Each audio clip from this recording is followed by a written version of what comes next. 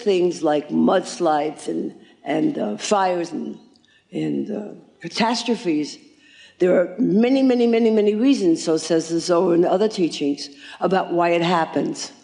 But oftentimes it's because, A, the people there sort of had a place whereby they could have done something, fixed something, been something, and didn't do it, or was too busy to be involved in their particular community. Or sometimes the Creator changes the space because there's an influx of souls that need or must to come down, and that's his domain. We don't go there. But know that oftentimes when we see things in the world that are terrible, that it's because there's a lot of maybe things that have to come from that earth that needs to be changed. By the way, do you know how they make a crop grow better? They burn the field, and they leave it fallow, and then they regrow. And that growth is stronger. So when we see negative, oftentimes it's not negative. It just it appears that way. Am I saying that the fires that are happening now are good? Obviously not. That's not what I'm talking about. But I am saying that when we see things that happen in the world, we need to understand that there is a cause beyond that which exists. If we were to read this portion as just as it says, it is very, it's very, very dry. It tells you these are the rules and this is the things that you do. But the most important part, I think, of this whole Torah reading is where he discusses the fact,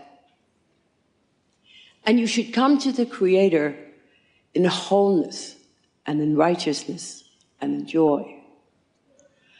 Is there anybody here, that's what the Rav used to say about the Rav is close to him who calls upon him in truth. It's the same thing. How many people would call on the Creator in falsehood? Of course not. But what does it mean? It doesn't mean that we are false. It simply means that whatever the action is in the world, whatever is impending upon with us, whatever is happening in a family, whatever is happening in a business, to go to the Creator in joy. To understand that even though right now I have no concept of why I deserve what's happening to me, I appreciate the fact that it's part of my movie to help me. And I can go to the Creator without judgment. Because when we do that, we allow those gates to open. The gates that allow us to see on a higher level. We perceive on a higher level. We hear on a higher level. Only if we understand that we are being driven, that our lives are being pushed into directions that perhaps we don't know, but they're there for our common benefit.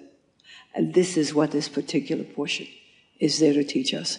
To create your boundaries, to go to the Creator of all that is without judgment. Which means, hey, what happened to me? I had so much money and I got nothing today. Creator, why'd you do that to me? Guess what? He didn't do it. Wasn't his fault. Or many other things that we can talk about. This week is the time. This is the time when we have to know that love and light and kindness and goodness exist always within the boundaries of the Creator. Let's have the strength to find them in ourselves and share. Thank you. Shabbat Shalom.